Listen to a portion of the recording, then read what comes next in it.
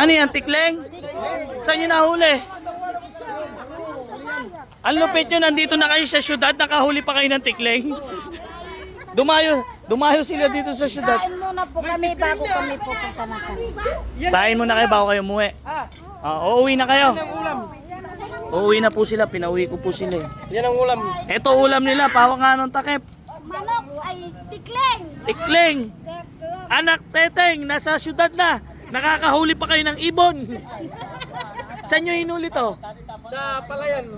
Sa Palayan. Bagay dito, marami kasing tiklin dito eh. Marami. Magaling talaga kayo manghuhuli, no? Ano? Antayin ko kayo sa bahay, ha? Oh, Kumain muna kayo. Panggasolina nyo yan. sabi mo, dadaan kami. Yung 1,000 panggasolina nyo. Kakain muna kami. Pagdating sa bahay, bibigyan ko kayo 10 sakong bigas. Tapos puhunan nyo sa pagtatanim. Uwi na kayo bundok, ha? Kain muna po kami. Sige, sige, Lola.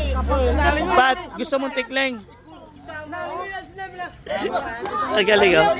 Sir, marunong kayo kumakain ng sabaw ng aita. Opo. Ay, kala ko. Sabaw ng yung luto ng mga katutubo. Hindi kami maselan. Sa Kapas, tatawagan nyo ako. Alam mo kasi. Ito address. Yung papel, ibibigay nyo lang sa tao para malaman nyo kung saan yung bahay ko, no? Ayan, pauwian natin sila ng 10 sakong bigas, tapos puhunan nila sa pagtatanim. Ang dami nila dito, para makauwi na sila. Andito sila sa Nueva Ecija. Amuhun ko. Tamo nga, oh. May mga ano na rin sila, bisyo. Nakikipag ano lang kami sana, sir. Mahal na araw eh. Mahal na araw.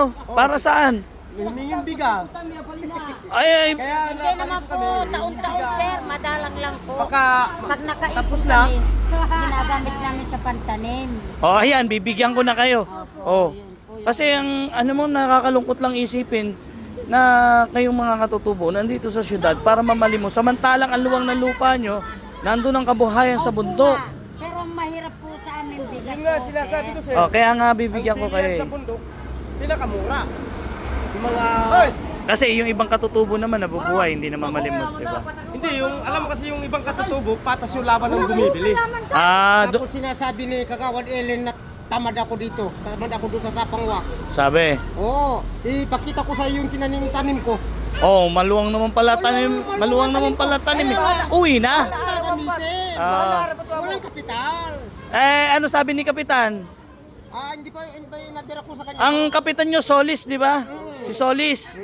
Tamo nga, kilala ko pa yung kapitan nyo. Uwi na kayo, ha? Nag-comment dyan sa cellphone mo, tamad daw ako.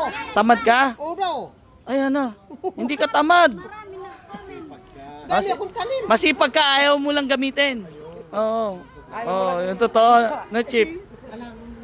Hindi kasi naano ko dito na nakatambak sila dito sa labas eh. Halimbawa, pagkatapos na mahal na araw, uwi Bigas lang pala problema. Sabi ko, 10 sako. Daanan nyo sa bahay. May puhunan pa kayo sa pagtatanim. Pero ayoko na makikita kayong babalik dito, ha? Diyan mo ako ng Pambili ko ng Isa yung nakatambak kayo dito. Umuwi lang sila. Sili, sige.